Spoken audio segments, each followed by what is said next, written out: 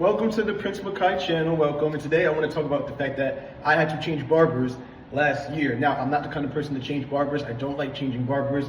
I'm very loyal to my barbers, but what my barber did, my former barber did, was so unprofessional, lame, and fucked up, and weird. I had to just cut it, I had to cut it. So, I had an original barber that I had, when I first moved here, all the way up until 2024, I decided to switch barbers because I just didn't really like the way he was doing my hair anymore. And I just wasn't satisfied with it. But I mean, I still kind of stayed. But the reason why I decided to switch that day was because when I went to go see my former barber, the one before him, he didn't even show up. So I'm like, okay, is anybody in here? Is anybody busy? Can anybody do my, cut my hair or whatever? You're taking new clients. And we're gonna call him Jason. Jason was like, oh, come to me. I said, okay, cool. I really liked the way he did my hair. And he did my hair a lot better than my barber before him. So I said, okay, from now on, I'm gonna go to him from now on. Now he is a little pricey, meaning like he charged more. Plus I gave him a tip, so it's more to pay for my haircut, but I didn't mind because I really liked the way that he did my hair. And he's my age. And I'm like, okay, because my barber was a little older and I'm like, he knows what he's doing, he knows what I like. I really like the way this hair came out. And I'm gonna go to him from now on. So I started going to him from now on. And I was going to him for a good 7 months. Now, the reason why I decided to change in June was because in June, I had hit him up, it was a regular day, hit him up and I said, hey, I text my barbers. I don't ever just make an appointment or whatever. I text my barbers, I'm like, hey, what time you gonna be in? They tell me what time they have available and I go in, right? So I want to make this very clear. I'm the kind of person, the kind of gay person, I really brand myself, not that I'm trying to pander to straight men or whatever, but I pride myself in the fact that I don't make, or at least I don't try to make straight men uncomfortable or to make other people, period, uncomfortable. I'm always myself, don't get it fucked up, but I'm not the kind of person that will ever hit on a straight guy, try to flirt with a straight guy, do anything with a straight guy, or try to make a straight guy uncomfortable. I feel like I'm known for not trying to make things awkward, and that's why I have a lot of straight friends because, and I've actually always had straight friends because I'm just not that kind of person to come on to them and make them, feel uncomfortable and stuff like that. So, I've never, when I started going to, let's call him Jason, when I started going to Jason, I never said anything off the wall, never said anything weird or creepy, we never even really had any conversation, really. He made a few jokes, like we would joke around, but it was very minimum talk. I made sure that I did not do anything to make this man uncomfortable. And so for him in June, I'm texting him. I text him around 10 o'clock, because I like to go in the barbershop in the morning to beat the kids, beat the families, beat the traffic. And I texted him and I said, hey, what time you'll be in? And he told me I'm gonna be in soon, I'll let you know. And I said, okay, cool. 1 o'clock hit, no response. I text him, hey, are you coming in? 3 o'clock hits, no response. I text him again. 4 o'clock, I'm like, I'm going over there. 4 o'clock, I go over there. I walk past the barbershop really quickly so they wouldn't see me because it's in this plaza right next to my complex, which I was kind of tight that I had to switch barbers and not go there anymore because it was right next to my apartment complex and it was just like 30 feet from my house. And the new barbershop is like a mile or two, but it's still close, but this barbershop is very convenient for me. And I walk past really fast and I go inside this deli. I peek out and I see this guy that normally stands around the barbershop. He hangs out with them, you know what I'm saying? And kind of like the character that Cedric the Entertainer played in Barbershop, where he was just sitting there hanging out, cracking jokes. He's one of those guys. And so I kind of like call him over and I said, hey, is Jason in there? He was like, yeah, he's in there doing hair. Wow. So basically Jason was avoiding me the whole day. Who does that? Like, I'm your client. Money is money. Like, if I ever made you feel uncomfortable or whatever the case may be, like, you could have just been like, you know what, hey, I'm uncomfortable. Or you could have been like, hey, this is not gonna work anymore. I don't want to do your hair. Like, he has other clients. I'm pretty sure he's not losing anything with me, obviously. But like, let me know. Like, that's the most unprofessional, lame shit that I've ever seen in my life. Like, who does some shit like that? And I've never had that happen to me. So I'm like, really? So I said, oh, he's in there. He was like, yeah, he's in there cutting hair. I said, wow. Noted. Same day, I look up, I go back, I walk past really fast so they wouldn't see me. I walk back home and I search up barbershops near me. I ended up going to a barbershop that's like a mile or two from my house, and they opened me with open arms. Did I just say they opened me with open arms? They were very nice to me. Hey, come on in. And ever since then, my new barber, when he does my hair, we talk about life goals. We talk about things we want to do. We have a good time. We all joke around in the barbershop. It's a smaller barbershop. It's more intimate.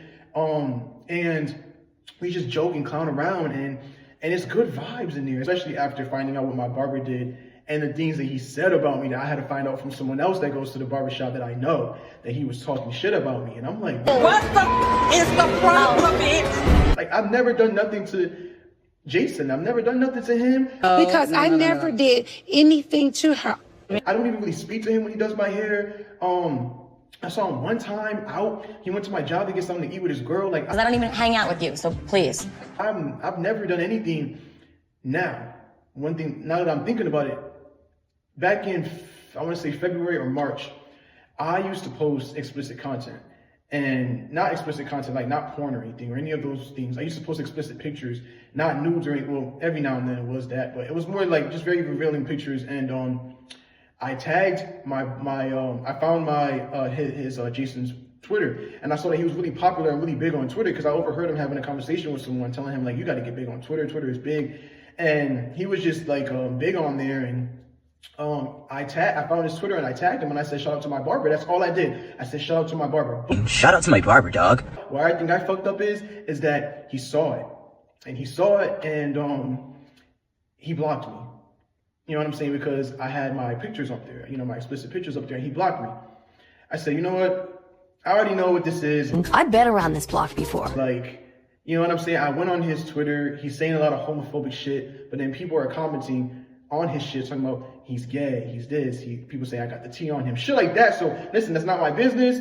I personally feel like he has some things going on. I know that you're having problems. That he just decided, that he's gonna take it out on, me, or he goes on the internet and says the things that he says. Not my business, but I'm just analyzing it now, looking back at it now, and I peeped that. But ever since then, I still kept going to him up until June. He never said anything about it. He never said, hey, like, next time don't tag me, or I had to, sorry, dude, but I had to block you, you know what I'm saying? Had you just simply told me, I'm not really comfortable with... And like, he never did any of that. I just kept going to him, and he kept cutting my hair up until June when he pulled that stunt. And I'm just like, that's the most unprofessional shit ever. Unprofessional in 7 different languages. You could have told me, hey, I don't think it's going to work no more. Losing one client is not going to hurt him. You know what I'm saying? But like, the fact that he did that, and then I'm finding out a couple months later when I'm hanging out with a friend of mine that goes to the same barbershop that he overheard him talking shit about me once I left. And it's not like he said, oh, that nigga be saying some weird shit, or that nigga be da-da-da-da. He was saying, oh, that nigga know what he doing. He be in there coming in with them tight ass pants and sweat. I'm like, what are you talking about? What are you talking about? Like, what are you talking about? Like, I don't go in there wearing no revealing shit. I don't go in there, doing anything to make anybody uncomfortable. I come in there like a regular dude to get my hair cut. You know what I'm saying? Like, out of all the barbers I ever had in my life, I've never had that issue. I never had that problem. So I'm like, I know exactly what this is.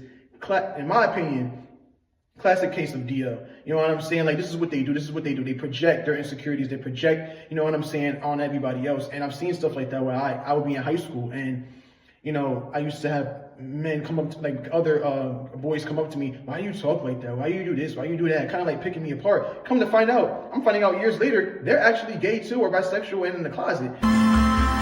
You're a homo. So it's like, I peeped that shit, not saying that he is, but, I'm just saying, like, my personal opinion. And because why else would you be talking about me when I leave?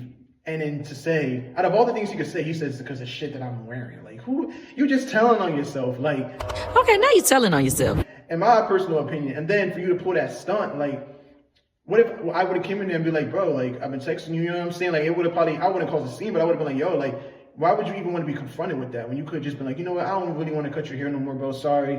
You know what I'm saying? Like, but then you do that months after I tagged you in the post. So you see what I'm saying? So to me, that was just the weirdest shit ever. So ever since then, I'm going to a new barbershop. Great day. I mean, when I tell you they welcomed me with open arms. I was going to pull a Brandy moment. Oh my God.